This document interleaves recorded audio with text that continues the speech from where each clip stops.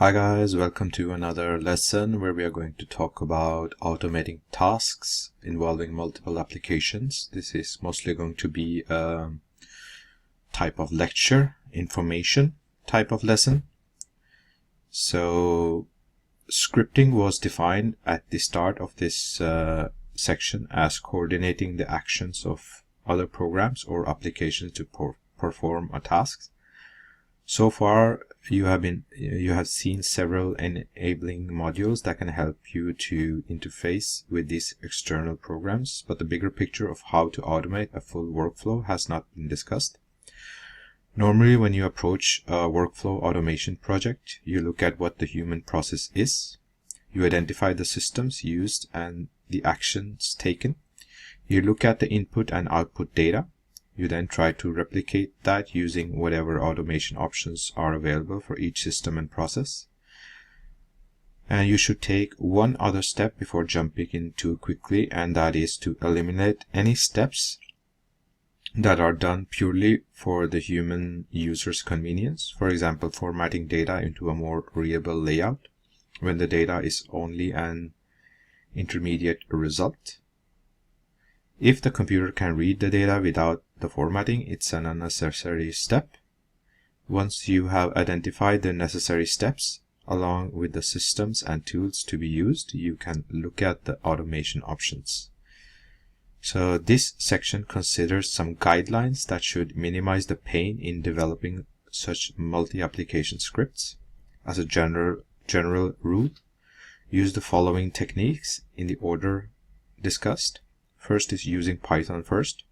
Python comes with many support modules that enable you to replicate the OS functions and commands directly from your code. Other modules provide access to different file formats and network protocols. For example, Python has modules for directly manipulating the Windows registry and the Unix password file that avoid calling external programs. Using Python directly provides an efficient and flexible solution that will be easier to maintain in the future. This should always be the first choice if possible. And the next is using operating system utilities.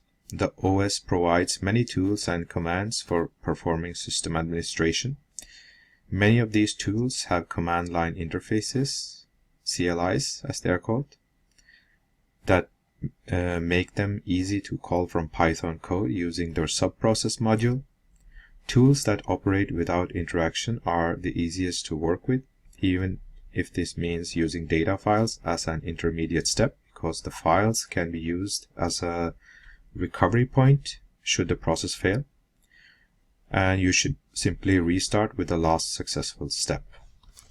And using data files, many tools and OS commands use configuration files to control how they function.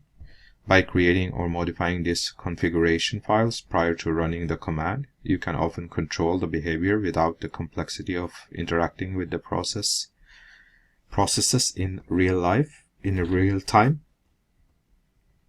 In addition, you can usually drive such tools by using input files and generating output files rather than interactively providing data at prompts.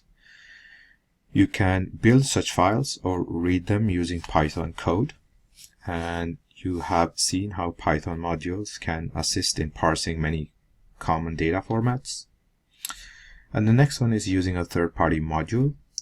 Many popular applications have third-party modules that facilitate interacting with the application or direct manipulation of their data files. Microsoft Excel is a good example, with several modules available to assist in manipulating spreadsheets. You can manipulate many other proprietary file formats using third-party modules. Use your favorite search engine to find such modules. Include keywords like the application name, Python, and module, and you should find what you are looking for fairly quickly. The main caveat with this approach is that third-party modules often work with older Python versions and may not be updated to the latest build. Most such modules are open source with generous license conditions, so you usually have the option of updating the code yourself, or if that is too big a project, perhaps copying just the code that you need for your project. Due credit to the original author should, of course, be given. And the next is interacting with subprocesses via a command line interface. If a tool has a command line interface but cannot be driven using a data file, you can still use the subprocess module and interact with the process using standard in and standard out, as was demonstrated with the EX editor earlier in the managing subprocesses section of this course. This is potentially complex strategy because you have to anticipate every possible response or input request that the application may make. Similarly, error handling can be difficult to control, and often if an application deviates from the expected interaction, you may have no choice but to abort your script and try to recover manually. This is why using data files is preferable, if at all possible. One note is that on Mac OS X, there is an alternative technology which is not covered in detail in this course, but can be useful for scripting Mac applications. It is based on Apple Script technology and its command line interface, OSA Script. That's what it's called. So by writing small Apple Script programs and calling them from Python via OSA Script, you can often get Apple programs to join the dance, so to speak. Third-party modules are available for interacting with OSA Script, but you can run it directly using the subprocess module too. There is a third-party module called PEXPECT that makes interacting with an external console-based program easier. It works by looking for expected, hence the name, prompt strings from the target application and then responding by allowing the programmer to send responses. This works well for login dialogues and similar interactions.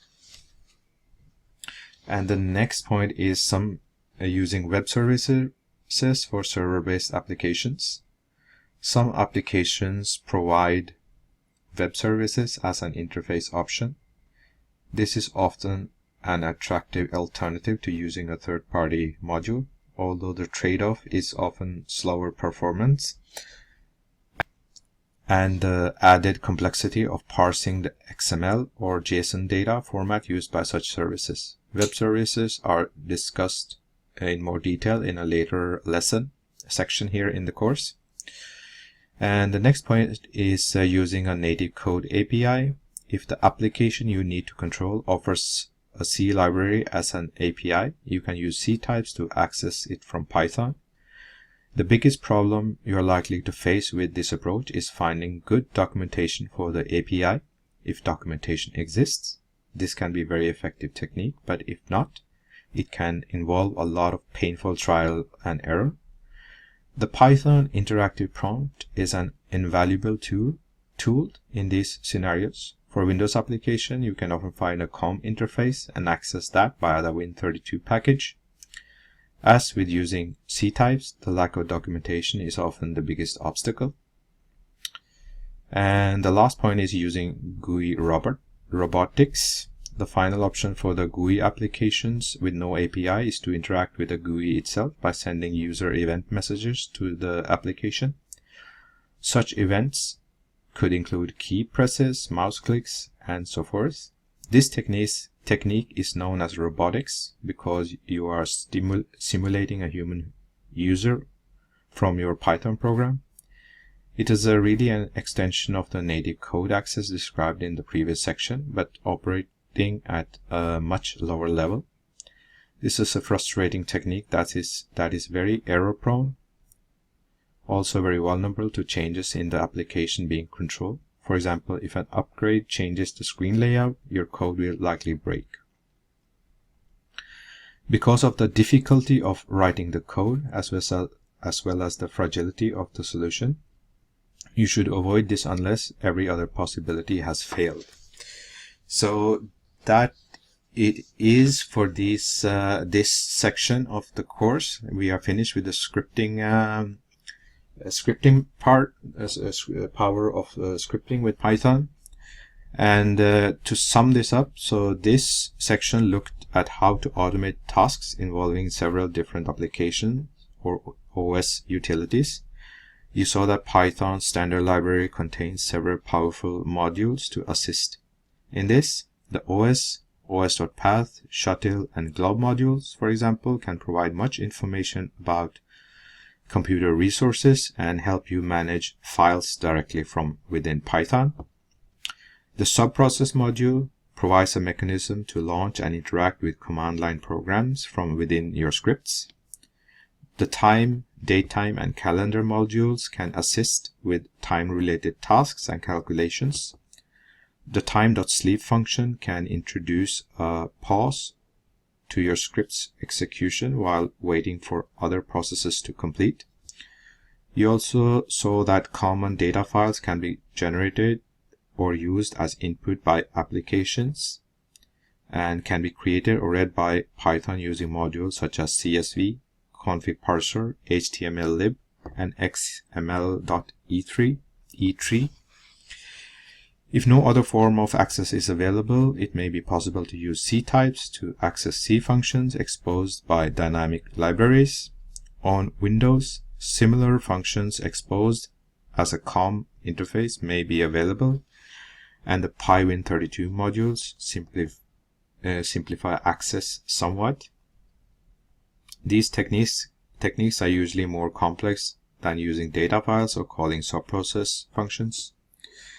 And finally, we review the options available for scripting with their pros and cons, including the last resort option for GUIs for sending OS events to the application windows.